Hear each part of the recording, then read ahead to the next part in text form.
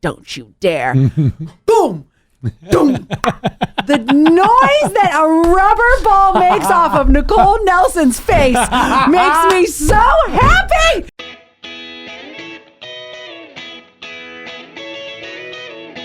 I did it. What did you do? Came out of my comfort zone. Look at this thing. I told you last week on the podcast, and especially if you watch it, that the most obnoxious of the party shirts, well, I never wear it, but I pulled it out of the closet for this. Is it too much? No, it's not too much. I like dressing loudly. I mean, I'm Where not a loud did you get dresser. it, though? Where did you get it? I don't know when. I have no idea where What's these the party tag say? I What are you, gatekeeping where you got your clothes? take my damn shirt off. I could just look at your tag. Oh, you want to do that? Hang on. Excuse me a minute. Be like my mom back in the day. Where is that from? Oh, see? Oh my gosh. It doesn't even have like... Hold on. Maybe It doesn't even have a tag. Might have been specially made. Hang on. Specially made by the Hawaiians. Look at this V. You're about to show some of your clavicles. What you gonna do? Oh, hang on. I got a tag. I know there's a tag, but it doesn't say like It says St. John's Bay. it says MBX or Gucci. MBX Premium Goods. Oh, this sounds like the most. I just got this off of the It's probably an Amazon thing. Why? Who would order this on Amazon? Not me. Is that MBX? Yes, Amazon Michael B. MBX. I don't know. I have no idea where the thing came from, but I have all these party. Oh. What? Okay, it was purchased either on Amazon or Poshmark. I don't know where it came from, though. I don't know who got it for me. I don't know how it ended up in my eBay. closet. Ooh. I cannot put my shirt back on. I've been talking about getting Zach these party shirts. I should go on Poshmark. I didn't even think about that. There you go. See? That's so genius. Yeah, I'm not sure where exactly these this thing, but you think it's okay. Oh, I love loud clothes.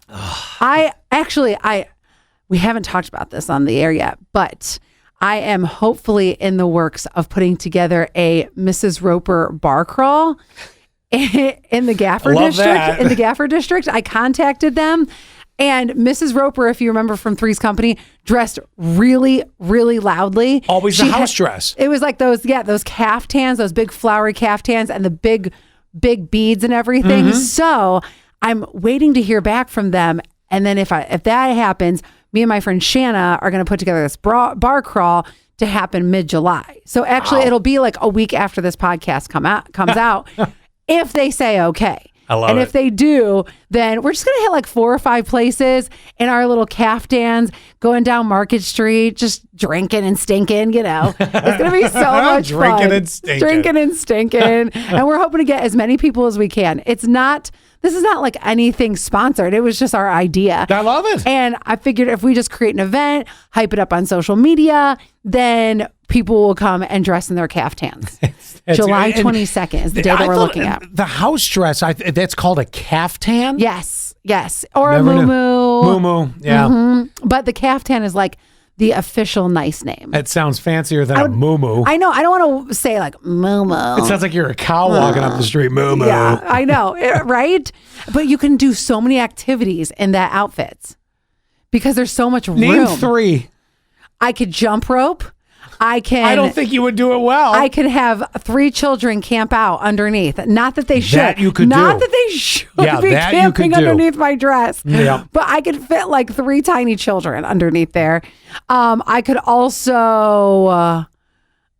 Getting stuck on number 3, are we? And even the jump rope, actually, you're probably going to get stuck on the muumuu. You're going to trip. It's so long. big. Right. You really can't do... I can drink in the muumuu. That's right, what I you can got do. 1 out of 3 That's my confirmed. activity.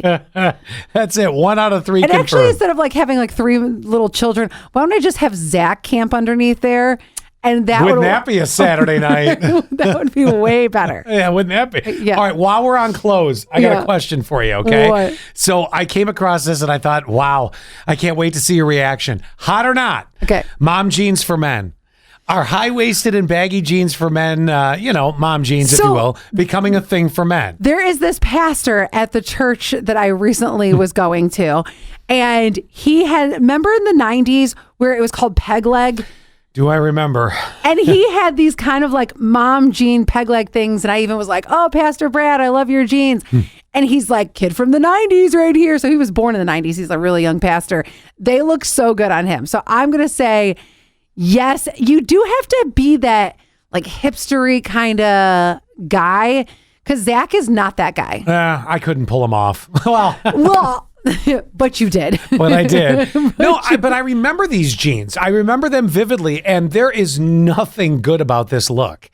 Let alone on a woman, let alone on a guy. Yeah, you say the same thing about women, but Yeah. I like mom jeans. I think they're adorable. And every single time I even wear like more of a high-waisted short, everyone hates them. They're always like, it's not very flattering, but I love the way they feel and I love the way they look. So I'm like, screw you guys.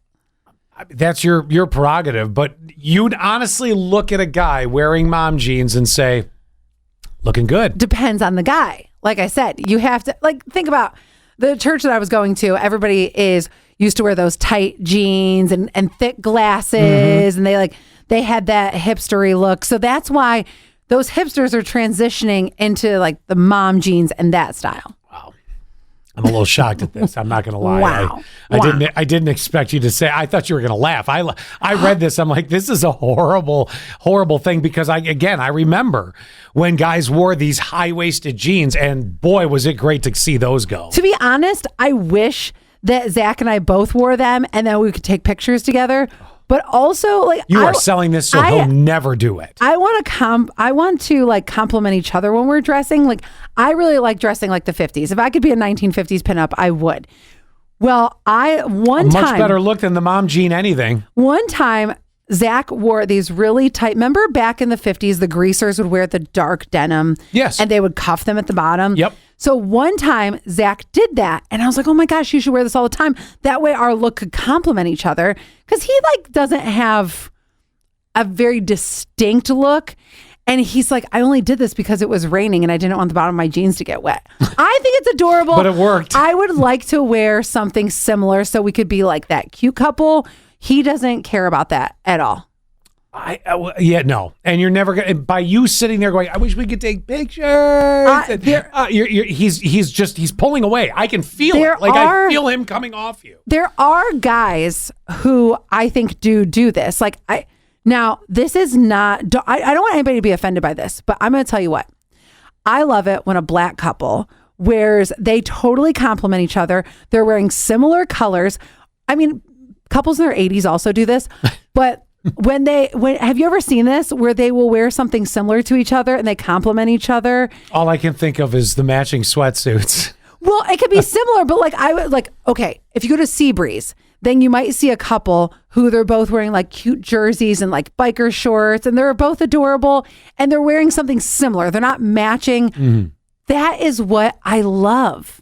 I want to be that couple that it's not the same thing, but it's like, oh, they dress similar. You want to be the couple where she picks out his clothes.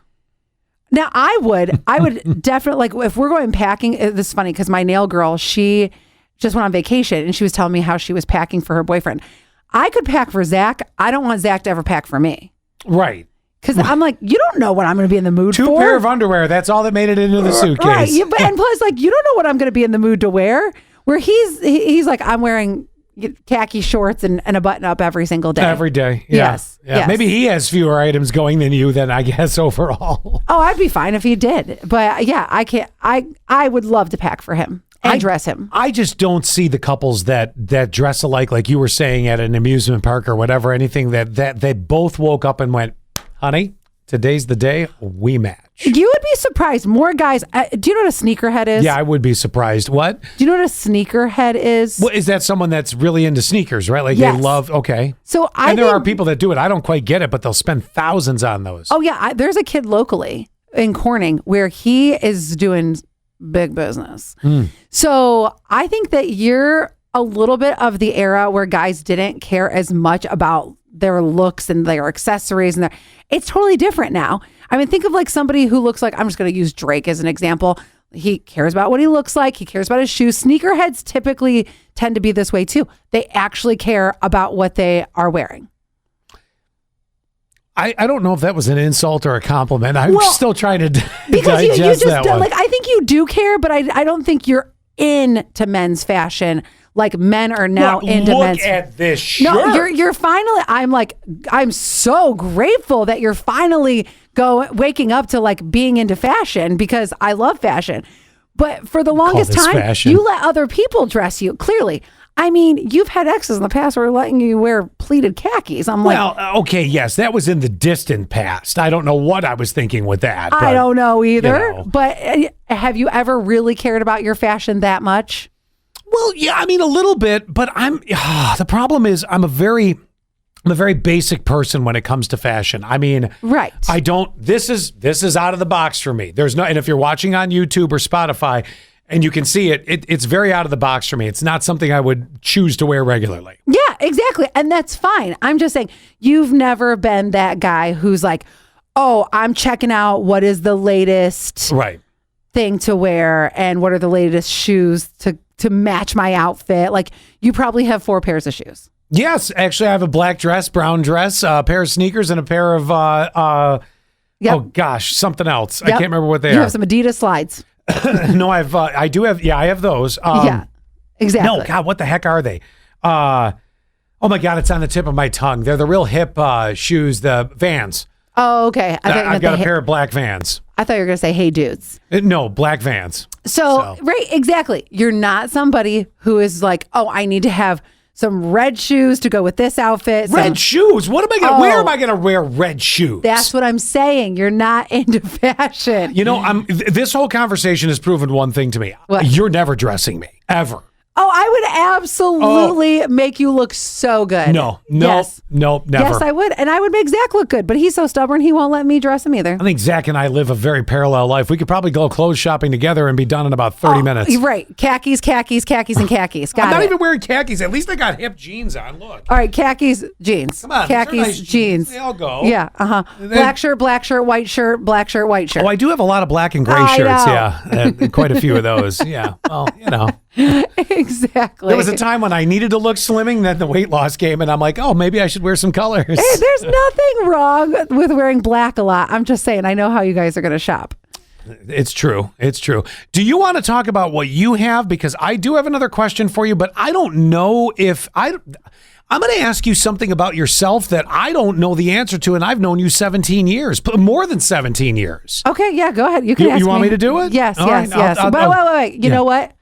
Let's pause right here because Take a we break. have 2 amazing sponsors, and we have to give them some love, especially because this is the cutest Chemung County SPCA video you're ever going to see. That This is was pretty just good. finished, and Scott voiced it. Yeah. Props to Scott. Oh, I don't know about So that. watch this cute Price is Right video, and we'll be right back. You're the next contestant on The Price is Right. Katy Perry, come on down. Mark Wahlberg, come on down. J.K. Rowling, come on down. Check out Shyla modeling this new Power Wheels Jeep Wrangler. Maximum 5 miles an hour, working doors, working light, and soundbar included. Time for everybody's favorite, Plinko. The winner gets a year's supply of treats.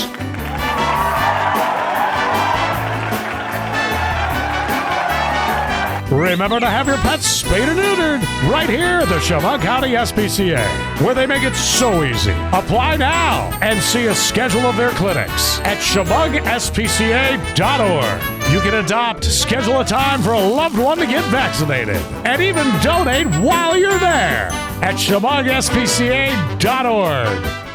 I never thought this day would come. My sciatic nerve feels so much better. For weeks and weeks and weeks, I couldn't find relief anywhere. I was willing to try anything. That's when I started to visit Horseheads Acupuncture. And I have to be honest about something. It does take a few sessions because first you get on this like wonderful table that's so warm and has all this like these energies coming out of it. I don't know what the table is called. Then you do the acupuncture, which I didn't feel a thing. And also, this isn't just for sciatic. If you have migraines, depression, anxiety, there's lots of different things that you can use acupuncture for. But then after the acupuncture is done, for me personally, I got this deep tissue massage, which is amazing, like the best massage I think I've ever had. And then you can do cupping, breathing exercises. It's like the package deal of getting you healthy. What you can do if you're interested in acupuncture, give it a try. And like I said, give it more than one try. Text the word acu to 71231 and you'll get a percentage off by giving Horseheads Acupuncture a try. It's right in Hanover Square. And oh my gosh, do I feel so much better. I can't believe that between the stretching, the massaging, the acupuncture, I don't wake up super stiff anymore. It's like I'm a new person. I love it. So text ACU to 71231 to try Horseheads Acupuncture today. Okay, I could watch that video again. I'm not going to lie. It's Katy very cute. Perry, yeah. Bark Wahlberg, J.K. Growling. Come on. I know. You're welcome. Oh my gosh. All right, my question for you. This may go somewhere. This may not. I really don't know the answer to this. Did your parents make you try a sport that you didn't want to try? But I have to back that up and ask a question. Did you play any sports as a kid? Yeah. So I started out with t-ball, and I played like t-ball and softball, and I didn't want to do it anymore. But my mom was like, "You committed. You have to do this until the season is done." I agree with that. That was it. So I really didn't do that very long. I did baton, which I wish I did longer.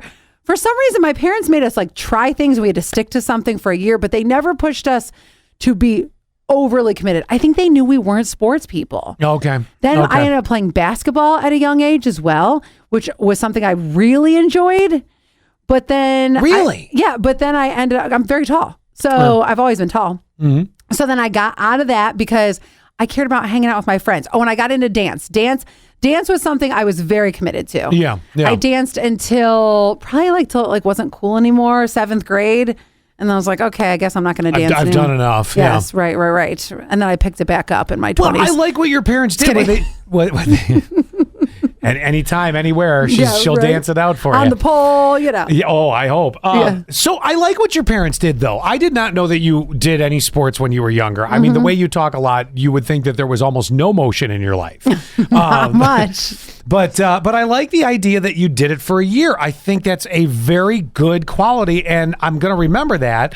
At least through the season, maybe not the whole, but whatever it is, I think that's good. That makes you sit there and go, I have to stay committed to this. I may not love it, but at least it's showing you that. I personally like that. I feel like I kind of grew up in a weird era too, because I didn't have a lot of other opportunities. Like now there's robotics team, or there might be hula hooping. There's hula hoop classes that stay for the whole year. Yeah, right. But there's so many more opportunities for people who are not into sports. Sure. And I wish that was available when I was younger, but it just wasn't. No, that's true. Well, yeah, I'm blown away. You answered my question.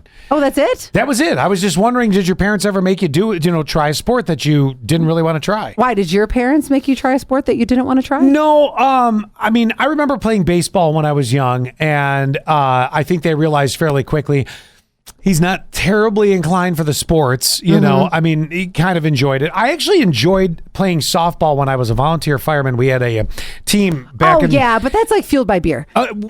Kinda. It was a lot of fun, though. I did that. Although, back to your sports thing for a minute, one of the best stories that Allie ever has told, and she said it on the show, it's up to you if you tell it again, but the dodgeball. But that's not really a sport. But yeah, for you it was. I was playing dodgeball in gym class, probably 7th grade. I don't know how I did not either get in trouble, detention, or suspension for this, because the gym teacher saw the entire thing.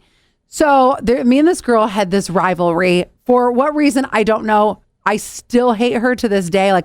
Every mention of her name, I always go, God, I fucking hate her guts so much. And I don't hate people. Right. Well, so we're playing dodgeball with the red rubbery ball. Yeah, outlawed now in every school. Yeah, I get the ball. All of a sudden I catch it. I was like, oh my God. And then she comes right in. She's right there in front of me. And I have it right by my face, get ready to throw. And she's like, don't you dare. Boom. Boom. The noise that a rubber ball makes off of Nicole Nelson's fucking face makes me so happy. I can't even tell you. Like, I hope that people that I went to high school with see this podcast and they share it with her because I fucking hate her so much. And that gave me the most. Look, I'm turning red. I'm getting so excited about it. See, now, I can't stand her so much that it gave me the purest joy in my life. If they would have had that sport, Allie wouldn't have had to been coaxed to stay the whole year ever. Ever. I'd be like bouncing off faces left and right. Every single time that meme comes up that everyone knows the sound of a dodgeball. Oh, yeah. My two girlfriends, Jessica and Tina, always tag me. And one other thing, the gym teacher, I referenced her. So Nicole doesn't even do anything towards me. She just comes and she's like, blah, blah, blah, blah, blah. You know, she's yelling. She doesn't hit me. I was like, she's going to hit me. She is totally going to knock me out right now. The gym teacher comes over and she's like, all right, girls, separate, blah, blah, blah. We went back to the locker room, got changed, and that was it. I never got in trouble. The gym teacher saw the whole dang thing. Nice. I couldn't believe I didn't get in trouble. That's great. It was the greatest moment of my life. I think because my gym teacher, and I can't remember what her name was, but she looked like the gym teacher from Glee. No, I was going to say, yeah. She had the suits, the short blonde hair. Anyway. So I think she knew that Nicole Nelson was also a bitch. God, that's and great. So she was like, I'm going to let this one slide. That one's going through. God bless you. God bless you. It's one of the best stories ever. Oh my God, I love the sheer it. joy you get out of this. I'm so happy for By you. the way, back to the sport thing. Yeah. One of my friends, he's an adult, and there's some sort of like city softball or baseball that they play. Sometimes I kind of want to do that. Do you ever have those co-ed or like intramural type sports for adults? Sometimes I want to do that, but I have the feeling it'll be back like when I was growing up. Like I'll do it for the first couple times and be like, I don't want to be here. Or you'll be on the bench. Or I'll be on the bench. Yeah. Right. Okay. Don't you have to go sign those up though? Don't you have to go with a friend? Like you'd have to take Sonya with you and be like, we're going to play softball. That's what I think. But my parents, because they didn't make me do anything, like I wanted to do ski club. I was too afraid. I actually, being a very outgoing person, there was a time in my life I did not do things. I did not do that. At one point in 6th grade, we were supposed to go to this place called Hiram House. And it's where you camp, I think, for a couple days. You're in a cabin. I didn't go and I was one of the few students that didn't go because I was afraid. And whenever I tell people that, they're like, you were afraid of a social situation? I'll tell you what it is. It's why I'm envious of sports parents. You either have that skill set and you know right where to go to sign them up. You know exactly when. You know the whole process. You just somewhere it came to you, or you did it from your young age and continued to do it. I never got that skill. Like I have to rely on people. I have to go to like my neighbors and be like, all right, anybody heard anything about soccer or what's the hot thing going on right now? That's just sort of the way it goes. Yeah, but I've almost disappointed myself that I let my own fears, social anxieties, whatever it was at the time, get in the way of me not going on a class trip, not being not being a part of a ski club. Nothing. Like I wouldn't do it. And I think that's also a little bit because I wasn't good at sports or anything that was athletic. Because your parents didn't make you try. Because I'm not as worth. I mean, now back to Gail and Mark. Now I'm a little bit more athletic, but still, I think that really kind of held me back. I don't know where I learned or how it came out. Actually, I do know. I know why I'm so outgoing now. We traveled so much when I was a kid. So we were going to so many different churches. I had to adapt and play with whatever kid was there. You know what I'm saying? Okay, that makes sense. Because we were traveling. Carried that with you. Yeah, we were traveling on the tour bus. So I had to just play with whoever was around. And it was same like in any church situation. You're just like, oh, you're here. You're a kid. I can play with you. Yeah, I can play with you. So I think that. And I also think I read a book once in 6th grade where a girl was really funny. And so I was like, that's it. I'm going to learn to be funny really quick. And right after 6th grade is when I just became super outgoing. Became funny? I'm like, I don't care what people say about me. I don't care what people think. I'm so sick of not going to things because I was too afraid of doing them socially. I give you a lot of credit. And that's a pretty young age to have that revelation, I guess is the way to say it. Yeah, I wasn't going to miss out on life. And I think that's when I was like, I don't turn back and I just keep going. Now, do you believe in curses? Okay, maybe you will after this. Yeah, give me some. Friend of mine just recently got into an accident, got a ticket, got his car stolen. Oh. Yes, had all of these bad things happen. He's like, Ellie, I keep coming into like the worst luck. But the funny thing is, he ended up getting a promotion over somebody else at work. Oh, wow. And she was so mad about it. And she passed him in the hallway and she's like, I'm going to curse you. And he was goes, this before all the car stuff? Yes. And so then he's like, he goes, I never believed in curses, but I swear to God, I think she legit cursed me because I got the promotion. Wild. I know. So do you believe in curses now? I mean, I guess a little bit. I do kind of look at it, though, as maybe not so much of a curse. Things happen in a weird order in life. And maybe this is why we're not allowed to see into the future at all, because I can tell you myself, I've had some bizarre things happen in recent. And then very recently, something happened and it was out of the blue and it was almost like a little balancing. And I'm like, okay, so... Oh, like the yin to the yang. Yeah, a like little I got bit. a promotion, but like that But was... your car went to shit. Right, Yeah. right. Okay, I can see that. But see, that's like the same thing for me for psychics. I don't believe in psychics. But sometimes, like, I have a friend, Andy, who lives locally in the area, and he went to a psychic once, and he was wearing pants, and the psychic Thank God. mentioned something, well, instead of shorts, because this is important to the story. So he has a very specific tattoo on his leg, and the psychic couldn't see it, and so the psychic referenced, it was like, I think like a grandparent or great-grandparent, and even said like, oh, you have a tattoo for them right here on your leg or on your knee. And everything that he was telling me, I'm like, see, this makes me want to believe in psychics sometimes. Yeah. But it's the same with curses. Like, I feel like I can't. I don't know. I can't give in to that. Well, all right. Now, if you're going to talk about a big curse, like there is a huge curse. I think it's around King Tut's tomb or some of the Egyptian tombs where people have disrupted things and bad things have happened. Maybe there's a little bit to do with something like that. But your average person walking down the hall, I mean, I don't see them being able to lay a curse on you. I much more believe life works in a way where you're going to get things that are going to happen. It's going to put you in a place. But then if you're lucky enough, and maybe it's not even luck, sometimes things turn. Like I said, I've had a bizarre set of circumstances recently, but then all of a sudden a couple things come flying my way and I'm like, what is happening? I mean, is this why we are, as a beings not able to see much past where we are, if that makes sense. Well, I think too, what doesn't challenge you doesn't change you. So you have to have those challenges in life. You have to have, where you're saying like, or when, even with my friend who's like, got a ticket, got my car, I got an accident, towed, blah, blah, blah. Like, I know you those literally feel like, when is it going to end? Yes. And I've met people who it gets even worse than that, like tons of health issues. And I think, how did they get the unlucky card?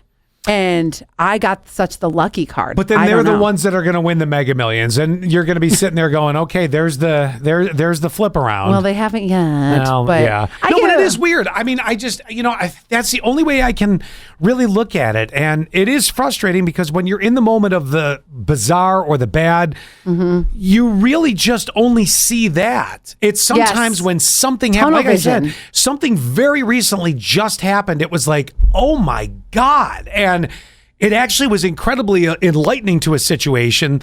And I'm like, oh, I'm not crazy. And that made me feel really good. No, I'm serious. Like, I was starting to believe, like, that I was losing my mind with something. And all of a sudden, this person comes along that I hadn't seen in forever. And it was like, you just made me not crazy. You just realigned my thought process and put me back into a better place. And what I'm getting at is, we focus on the bad or what's happening. It's tough to focus always on the good because that's such a pleasure center of the brain. I don't feel it lasts as long. Like if it was just good. After it's good, all you want is more good. And if something goes the other way, you're going, well, what, why isn't it good? Right. That goes back to what I'm saying. Like what doesn't challenge you doesn't change you. You have to. It's a great line, by the way. We have to go through these certain challenges in our life so we can grow in this life. And I'm getting old. I'm getting ready to end the challenges. Not really getting old, but it's He's like at quit some watering this plant. I'm ready to die. God, I don't even, it's not even that. It's like, can we just stop with the challenges? Can I not just get a break for a while? Can Is that I possible? stop growing? Can I stop maturing? God, I'll take the maturing and the growing. I just don't need to have the life-changing experiences for the past 3 decades of my life. My Do you ever think God. sometimes the choices you make are that cause those different challenges and changes? Oh, I've made choices, believe me. I'm a person that doesn't regret a lot of changes. I'm going to be very honest with you about that. And I know we're running long on this, but I'll wrap it. You tell me when you want to end this. I don't regret a lot of changes that I made. Mm-hmm. However, now you were talking about curses. Yes. I kind of believe I have a bit of a sixth sense with certain things. Sometimes I can pick up, or I'm just very perceptive and it just hits me like, oh, okay, well, put me in front of a woman. I'm terrible. I'm like, but how does that look for you there? But, it's when there's situations, I've known certain things and I still went ahead with it in a lot of cases. And I don't regret it. Okay. But I look at it and I go, damn it, man, you knew this was going to happen. You knew it. better. Oh my gosh, I've done that. Oh my gosh, I've totally done that. And for some reason, I don't know, I just still went along because You do it. I didn't go with the heart, didn't go with the gut. And it hurts down the road because you're like, damn it, I should have. Because it was just working for now. And I was like, well, this works for now. So yeah. Well, and then there's another great line that I've learned, and working for now, or you could go with hope.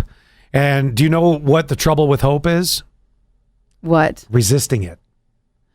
Oh, I was expecting a cheesy joke. I'm sorry. No, I know this. I'm like real philosophical on this podcast. What do you mean? Yeah, but what do you mean resisting hope?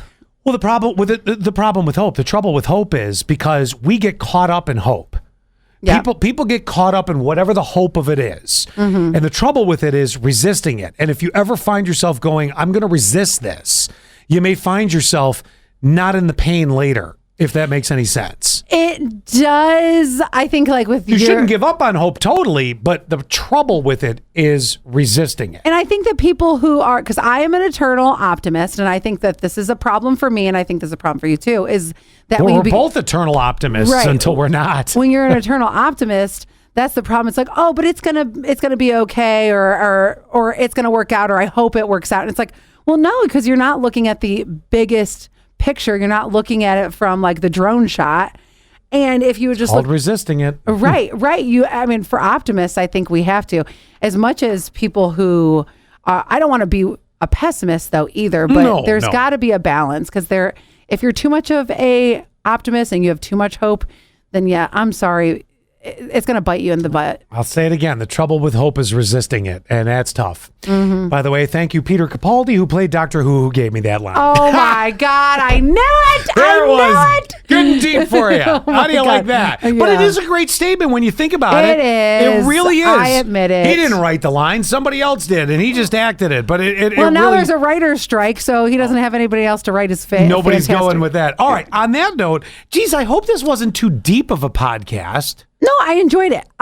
Okay, so here's the thing. Next time when we get together, I want to talk about when you're FaceTiming somebody, because we always, I love FaceTime so much. Like sometimes I'll just like FaceTime and not even look at them. I'm just like carrying them around like they're my little pet. Yes. So I want to talk about something that I think you always do when you're FaceTiming, but we'll have to do that next week. Oh, I'm dying to know if I do it. Now we're going to have to FaceTime and find out. Right? Totally. All right. Well, have a great week, you guys. And we will see you. Are you going to have a different party shirt next week or what? No, I'm out. This is it. You've seen all of them. I had the blue one. Go on Amazon. No, I had the blue one. I had the kind of white one with the teal leaves. And then there's this monstrosity. Look, I have an island. Wait, wrong side. I have an island over the, right over your on nipple? the pectoral.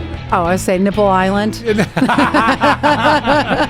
on and try the fruit. That's the island that I want to go to. Bye, guys.